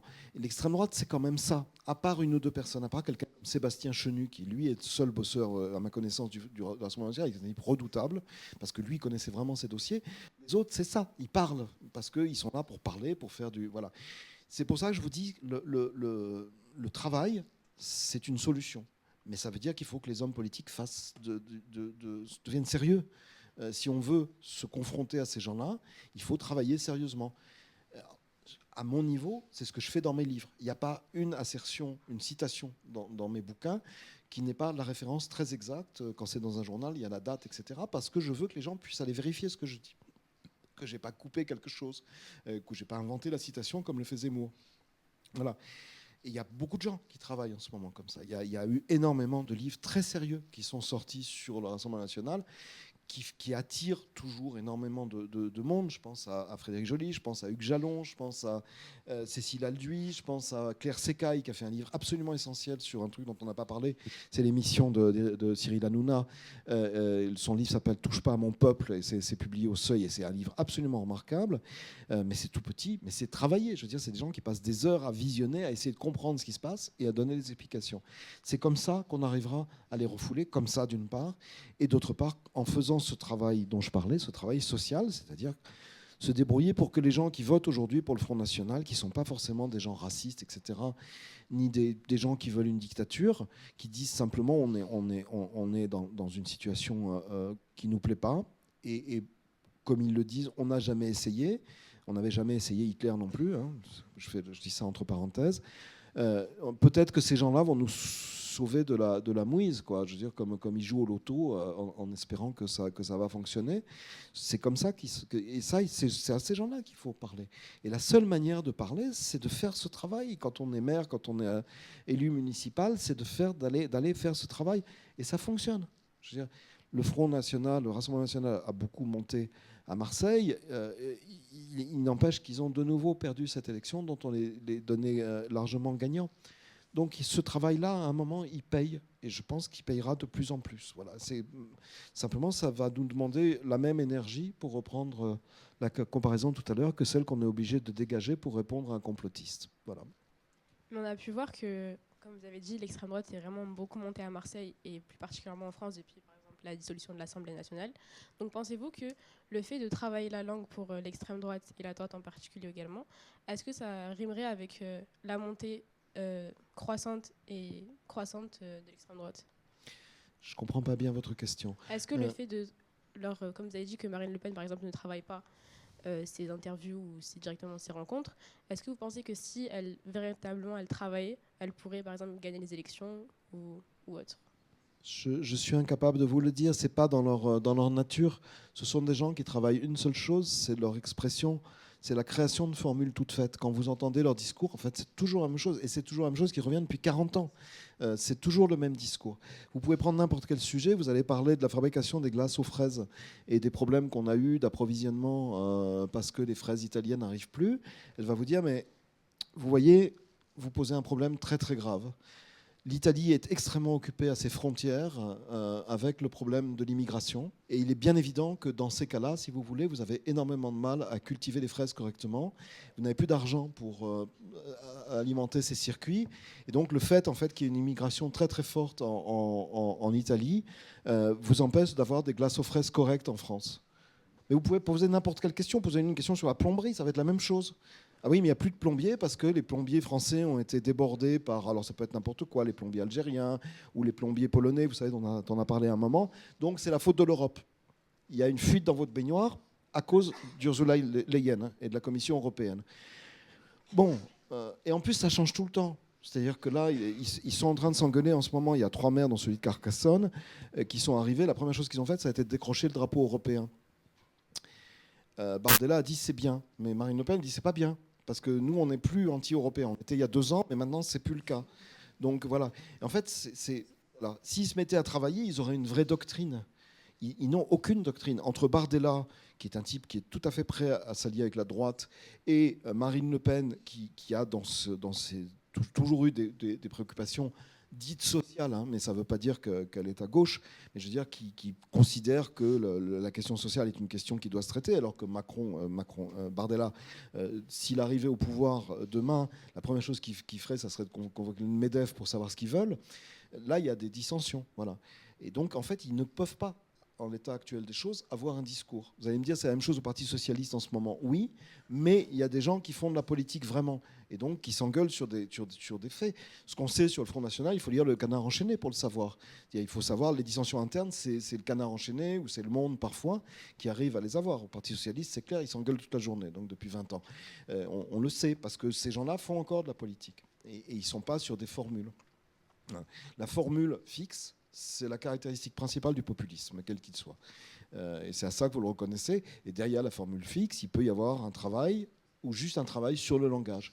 Et quand vous avez juste le travail sur le langage, c'est creux, et ça permet n'importe quoi. Ça permet Trump, ça permet Hitler, et puis ça peut permettre demain Jordan Bardella, président de la République, ce qui est toute personne un petit peu sensée. Je veux dire, cette perspective soit donne des idées suicidaires, soit suscite un immense éclat de rire, ce que j'ai essayé de faire dans mon dernier bouquin. C'est grotesque. C'est absolument grotesque. Mais Trump, à la tête des États-Unis, c'était grotesque aussi. Enfin, donc voilà. Moi, j'aimerais qu'on parle un petit peu de votre expérience de traducteur, puisque vous êtes un traducteur très reconnu. Et j'aimerais donc savoir quels sont les outils que vous avez l'habitude d'utiliser pour traduire. Donc, est-ce que vous utilisez un dictionnaire et qu'est-ce que vous pensez de l'intelligence artificielle? Alors, j'utilise mes 10 doigts, d'abord. Ensuite, mon pauvre cerveau, quand il veut bien fonctionner. On se sert bien entendu de dictionnaires depuis toujours. La seule différence, c'est qu'il y a 20 ans, j'avais des gros dictionnaires sur mon bureau, poussiéreux, très sales, plein de café, et qui sentaient la poussière et la sueur du traducteur. Et que maintenant, on travaille avec des dictionnaires qui sont sur Internet. Mais c'est absolument tout. Je veux dire, notre métier, il n'a pas changé du tout. Ce qui change, c'est l'abord, c'est-à-dire c'est des choses très concrètes. Quand j'ai un auteur de roman qui va mettre son personnage dans telle ville et il décrit un monument, il décrit une rue, je vais aller voir sur Internet où est cette rue, à quoi ressemble leur monument, pour être plus précis, plus fidèle. Bon, ça, c'est des portes qui se sont ouvertes, qui nous aident beaucoup. L'intelligence artificielle, comme dans tous les domaines, c'est une cochonnerie sans nom. C'est pour nous absolument inutilisable. Je veux dire, ça fait des fautes énormes, c'est incapable de... Je vais essayer juste très rapidement, parce que c'est un très, très grand débat, de vous expliquer pourquoi. L'intelligence artificielle fonctionne par probabilité. Donc c'est pas du tout une intelligence, en fait. C'est une espèce de gros calculateur, c'est une calculatrice de poche, mais qui consomme beaucoup d'énergie, qui prend beaucoup de place, et qui va en fait calculer en permanence quelle est la probabilité du mot qui va suivre. Elle n'a pas de sentiment, elle n'a pas d'émotion, elle n'a pas de raisonnement, elle est absolument incapable de tenir un raisonnement, elle va vous sortir quelque chose qui ressemble à un raisonnement, qui est en fait une suite de propositions vraisemblables, les unes qui se suivent les unes après les autres. Le traducteur, son métier, c'est pas du tout de chercher des probabilités de mots. C'est d'aller chercher dans le texte la probabilité qu'un mot allemand, anglais, russe, chinois corresponde au mot que vous allez aller chercher. Mais cette probabilité, elle n'est pas statistique, absolument pas. C'est pas une probabilité mathématique. C'est une probabilité qui va découler d'un ensemble de choses. La connaissance du texte, donc du contexte, ce que l'intelligence artificielle ne maîtrise absolument pas, sauf phrase par phrase dans le meilleur des cas, mais pas page par page, et encore moins chapitre par chapitre. La connaissance de l'auteur. Vous connaissez un auteur, vous savez comment il réagit, comment il écrit, quelles sont ses émotions, justement, ce que l'intelligence artificielle est absolument incapable de capter. Et puis, la cohésion générale du texte. Ce sont 4 éléments que l'intelligence artificielle est absolument incapable de comprendre. Autre trait intéressant de l'intelligence artificielle, et on commence juste à s'en rendre compte, quand elle ne sait pas, elle invente. Elle invente absolument n'importe quoi. Ce qui fait que M. Patineau, par exemple, qui est président d'Arte, expliquait il y a 3 jours sur France Inter qu'il était très amusé parce qu'il avait demandé à une intelligence artificielle, je ne sais pas laquelle, je crois que c'était Mistral AI, de lui faire un portrait de lui-même. Et il avait trouvé dans le portrait, dont j'ai fait aussi une expérience, des livres qui lui étaient attribués et qui n'avait jamais écrit. Ce qui est fréquentissime. Je veux dire, tellement fréquent que j'ai vu passer des attendus de procès où le président de la Cour rappelait à l'avocat qu'il avait intérêt à vérifier ces attendus parce qu'il y avait une liste de 7 attendus, de 7 jurisprudences derrière, qui était absolument fausse, qui n'avait jamais existé. Et moi, j'ai demandé un jour, j'étais avec mes élèves en école de traduction, j'avais fait une bêtise sur l'ordinateur et pour rire, j'ai demandé à Grock, est-ce que Olivier Manoni est spécialiste de l'informatique? Et Grock m'a répondu, c'est pas un spécialiste à proprement parler de l'informatique, mais il a beaucoup travaillé sur les problèmes, sur les liens entre l'éducation et l'informatique, ce que j'ai absolument jamais fait. Et j'ai dit à Grock, mais tu peux m'expliquer un petit peu ce qu'il a fait? Il me dit, oui, il a écrit plusieurs livres. Il m'a sorti une liste de 7 livres que j'avais jamais écrits, absolument jamais écrit, ni même un article sur la question, rien, et qui était signé de moi avec un éditeur et tout. Voilà. Donc l'intelligence artificielle, c'est ça. Et en fait, dans le domaine de la traduction, ça fait des énormes erreurs. Ça ajoute des choses. On m'a envoyé un texte un jour qu'un jeune chercheur allemand m'avait envoyé en allemand parce que je lui avais dit que je ne pouvais pas lire son texte anglais. Et 24 heures après, il m'avait dit ne le lisez pas surtout. Et il m'avait juste encadré un exemple. C'était, je ne sais pas ce qu'il avait pris. Enfin bref, l'intelligence artificielle lui avait traduit une phrase. La guerre de 1806 en Espagne, virgule, qui a donné naissance à l'Union européenne. On croirait une phrase de Marine Le Pen. Mais c'était l'IA. Voilà. Et je suis allé voir après d'où il me sortait ça. Et en fait, la phrase n'y était pas. C'est ce qu'on appelle une hallucination en intelligence artificielle. Voilà. Donc c'est un outil dont nous, on ne se servira jamais. J'ajoute que les auteurs ne veulent pas qu'on s'en serve et que les contrats de traduction qu'on nous donne maintenant dans l'édition nous interdisent d'y avoir recours. Mais il y a eu, par exemple, la collection Harlequin qui fait ce qu'on appelle des romances, donc des romans qui pourraient, enfin des romans à l'eau de rose, qui a confié ses traductions à l'IA. Ça a fait un petit scandale. Et Bruno Patineau, donc, qui s'amuse du fait qu'on lui fait d'énormes erreurs sur sa propre biographie, a confié, annoncé il y a 4 jours que la totalité des sous-titres de la chaîne Arte, je ne sais pas si vous vous rendez compte, va être confiée dorénavant à l'intelligence artificielle. Ce qui veut dire 2 choses, c'est que les gens vont avoir des traductions complètement délirantes et que 2, des traducteurs, j'en suis pas, donc j'en parle avec d'autant plus de virulence, des traducteurs qui travaillent pour eux depuis 30 ou 40 ans, depuis l'arrivée d'Arte, vont être virés comme des chaussettes. Et ce sont des gens hyper spécialisés qui faisaient un travail énorme, très compliqué, et qu'on met dehors littéralement. On leur a annoncé qu'on ne travaillerait plus avec eux. Et ils n'ont aucune espèce, les traducteurs n'ont pas de chômage. Donc ce sont des gens qu'on jette à la rue, littéralement, ce qui rejoint la question du social. Je veux dire, on voit des choses comme ça partout. Le Monde a publié une étude la semaine dernière, qui est très sérieuse, qui dit, alors c'est plus subtil que ça, qui ne dit pas qu'il va y avoir 5 millions de pertes d'emplois en France à cause de l'IA, mais qui dit que grosso modo, l'intelligence artificielle risque, dans l'hypothèse haute, d'affecter directement 5 millions d'emplois en France, ce qui veut dire vraisemblablement en faire sauter au moins la moitié ou les 2/3. Personne ne pense à ça. On continue sur notre petit vélo, allez, on continue, allez, Mistral AI, c'est la France, c'est merveilleux, on a des licornes, on continue à fond la caisse. On va avoir des catastrophes à côté desquelles les catastrophes sociales qu'on a eues dans les années 80 dans la sidérurgie ou dans les aciéries du Nord seront des vastes rigolades. Et on rigolera encore moins parce que les postes qui vont être touchés, ce n'est pas des postes des gens qui votent mal, ça va être les gens des catégories favorisées, les cadres supérieurs et les cadres moyens. Voilà, pour répondre. Donc non, pas d'IA. Très bien. Et vous avez aussi parlé de l'importance du contexte. Et je voudrais donc savoir si le contexte, il modifie le sens des mots. Et comme vous avez l'habitude de traduire des livres qui sont de différentes époques, comment vous faites pour, entre guillemets, vous mettre ou vous remettre dans le bain? Est-ce que vous regardez des documentaires? Est-ce que vous lisez des livres? Est-ce que vous faites des recherches sur Internet? Comment vous faites? Bon, au début, oui, on lit beaucoup, forcément, on se documente énormément. Je continue à me documenter, mais je le fais au cours de mon travail, je ne le fais pas avant. C'est-à-dire qu'à chaque fois que je travaille, je vais chercher des explications. Quand j'ai un mot en allemand que je ne connais pas, notamment dans le domaine historique, sur cette période, sans forfanterie, je suis devenu spécialiste, mais un spécialiste qui a encore d'énormes lacunes. À chaque fois que je traduis un livre, je découvre plein de choses que je ne connaissais pas, donc je vais voir ce que ça veut dire. J'essaie soit de l'expliquer dans la traduction directement, soit de mettre une note du traducteur. En tout cas, je travaille. Pour les auteurs de romans, on essaie de comprendre ce que veut l'auteur. C'est facile. J'ai un auteur suisse qui s'appelle Martin Suter, que je traduis depuis 25 ans, que je connais bien, on est assez copains, donc je sais ce qu'il a dans la tête, je sais ce qu'il veut dire ou pas dire. Donc, tout en me réservant la possibilité de faire des fautes, ce qui arrive à absolument tous les traducteurs, je sais que ces livres, je vais les traduire au moins dans son esprit. Voilà. Donc ça fonctionne comme ça. Mais on est en permanence en train de se demander, mais qu'est-ce qu'il veut dire en fait? On est en permanence en train de se dire, est-ce que je peux me mettre dans sa peau, dans sa tête, dans la tête de John Malkovich, pour comprendre ce qu'il veut vraiment dire? Et ça, c'est un travail complètement humain, sensible, qui dépend de plein d'éléments qui ne tiennent pas du tout à la technique. Moi, j'ai une question concernant votre état. Qu'est-ce que cela fait humainement de passer autant de temps dans la tête d'Hitler, étant donné que vous aviez traduit littéralement Mein Kampf? Vous dites concernant mon état, j'ai l'air si délabré que ça.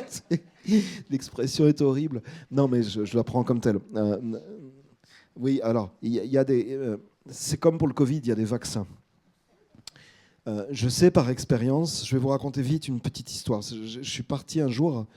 dans une aventure avec un journaliste allemand qui, pendant 2 ans et demi, a été en immersion, undercover, on dit en américain ou en anglais, dans les milieux néo-nazis, allemands et autrichiens.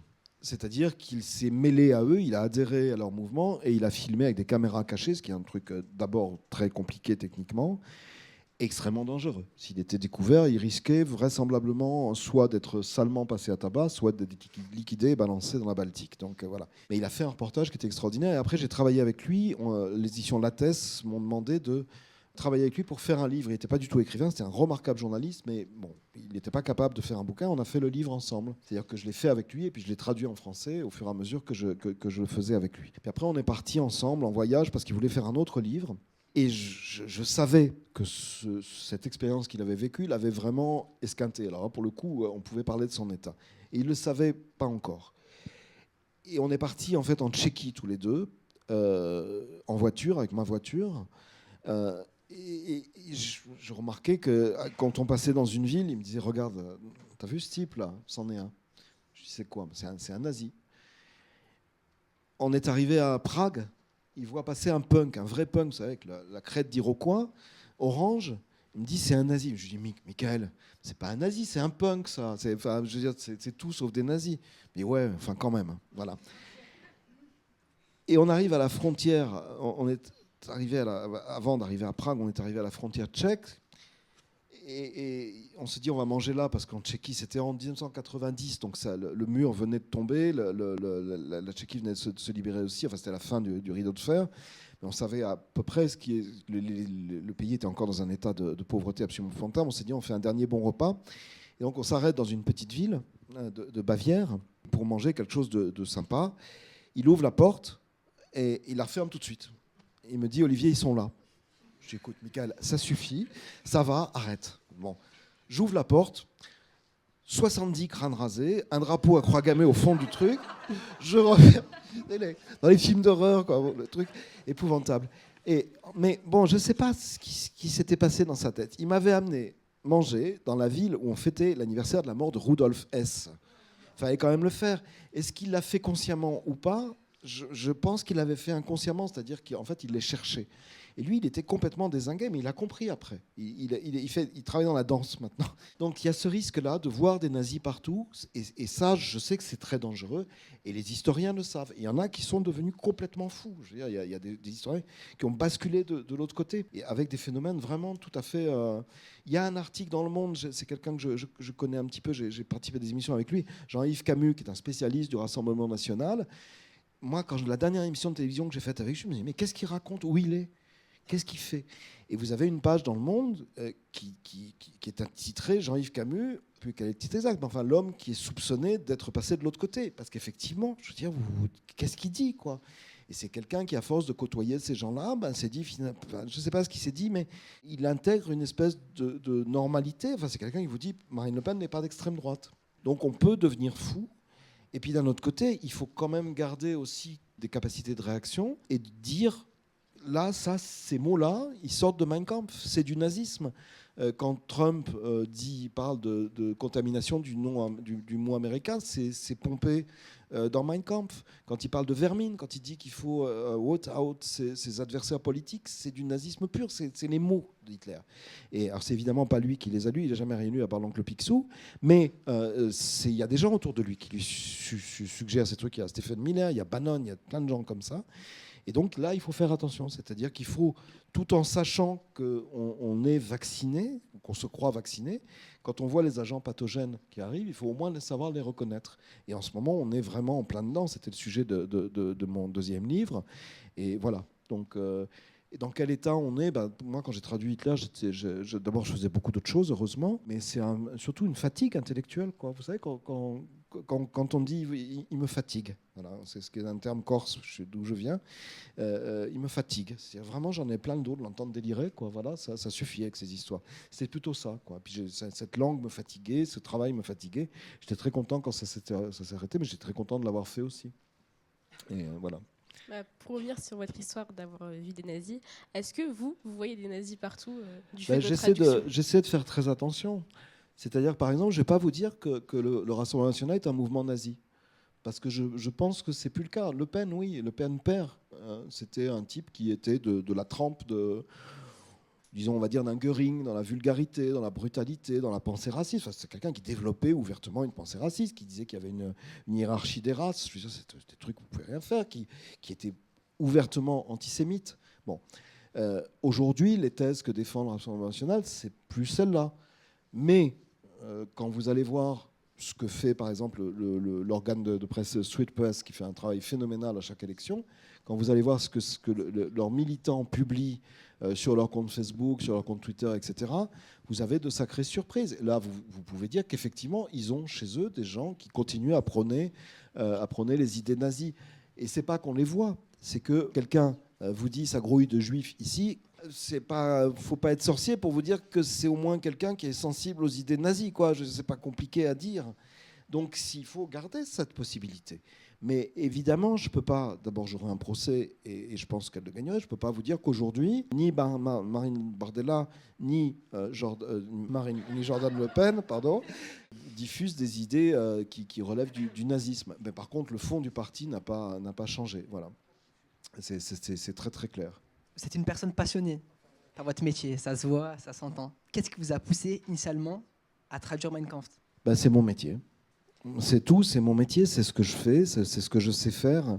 Je me compare parfois. Je veux dire, un médecin, il fait des choses magnifiques, il sauve la vie des gens, et puis de temps en temps, il va se retrouver avec des opérations épouvantables, où il a 9 chances sur 10 de tuer son patient, et c'est quand même son métier. Voilà, c'est exactement du même ordre. Je suis spécialisé là-dedans pour plein de raisons, notamment biographiques, parce que ça m'a toujours... ce qui s'est passé en Allemagne est à mon avis un gouffre qu'on n'a pas fini d'explorer. Et le fait qu'on n'ait pas fini de l'explorer fait qu'on peut y retomber demain matin sans aucune espèce de problème. Ce qui se passe plus ou moins en ce moment dans un certain nombre de pays, de cas de guerre, etc. Donc voilà, je fais simplement mon métier avec mes compétences, comme les hommes politiques honnêtes font le leur aussi. Il y en a encore. Comme tous les penseurs honnêtes aujourd'hui le font. Je veux dire, il y a plein de gens qui réfléchissent comme moi à ce problème-là. J'ai cité Frédéric Joly, j'ai cité Hugues Jalon, j'ai cité Claire Secaille, j'ai cité... il y a vraiment beaucoup de monde qui travaille là-dessus. Je suis heureusement pas tout seul, loin de là, sur la même problématique. C'est-à-dire, qu'est-ce qui fait qu'aujourd'hui, ces mots, ces phrases, ces thèmes dont on sait pertinemment où ils ont mené et où ils peuvent de nouveau mener demain matin, reviennent en vogue. Et qu'est-ce qui fait aussi qu'un nombre important de personnes qui ont toutes les capacités, tous les moyens de savoir ce qu'il en est, font comme si de rien n'était. Voilà. On a dialogué avec de jeunes adultes pendant 1 heure et c'était très intéressant. Peut-être quels conseils, justement, pour ne pas désespérer par rapport à tout ce que vous avez décrit comme... 2 conseils. Même si j'ai écrit des choses réservées sur le fait de la manipulation systématique de l'indignation, qui est aussi une méthode d'extrême droite, ou en tout cas du populisme, je crois que déjà, il faut ne pas accepter les situations. Donc, indignez-vous, c'était la phrase du grand Stéphane Hessel. Et puis après, engagez-vous. C'est-à-dire qu'il y a plein de moyens de travailler pour que les choses s'arrangent. Et ce n'est pas forcément faire de la politique, c'est s'engager dans des associations. Si vous avez des connaissances, c'est faire ce que vous faites, c'est-à-dire aller... transmettre vos connaissances à des gens qui en ont besoin, à qui ça permettra de progresser, de mieux comprendre le monde dans lequel on se trouve, de mieux travailler simplement eux aussi à leur tour. Je n'ai pas parlé de banlieue climat, c'est exactement ce qu'ils font dans les banlieues du sud de Paris. Ils font un travail phénoménal. J'étais en Belgique où il y a plein d'associations qui fonctionnent dans le domaine de la santé psychiatrique, etc., qui sont des militants. Je veux dire, n'importe qui, n'importe lequel d'entre nous, c'est ce que disait Alexandra Ocasio-Cortez à l'issue de la dernière élection de Donald Trump, n'importe lequel d'entre nous est capable de faire des gestes, même minimes, qui vont tout changer. Je vais donner un seul exemple et je vais finir là-dessus, parce que je vois un monsieur qui nous presse. Quand le ICE, cette espèce de Gestapo américaine, est venu traquer les gens à Minneapolis, les citoyens de Minneapolis avaient un système très simple. Quand ils arrivaient dans un quartier, ils sortaient des sifflets à roulettes. Et ils se mettaient à siffler. Ce qui fait que les gens qui étaient menacés fichaient le camp immédiatement par les portes de derrière et que ICE se retrouvait. Je me dis, si en 1938, par exemple, après la nuit de cristal en Allemagne, les citoyens allemands avaient eu des sifflets à roulettes pour, quand il y avait des descentes de la SA ou de la Gestapo, prévenir les Juifs, eh ben, l'histoire n'aurait pas suivi le même cours. Ce qui veut dire très concrètement qu'un sifflet à roulettes, ça peut changer le cours du monde. Et ICE est parti de Minneapolis. Voilà, donc c'est ça qu'il faut faire, avoir des sifflets à roulettes dans tous les domaines, savoir s'en servir et puis savoir se servir des compétences. Voilà, je vous remercie Merci beaucoup à vous pour cet entretien. Merci Monsieur Manoni et on peut aussi remercier Céline, Massine, Angie et Louis Gabin pour ce moment et cette belle animation.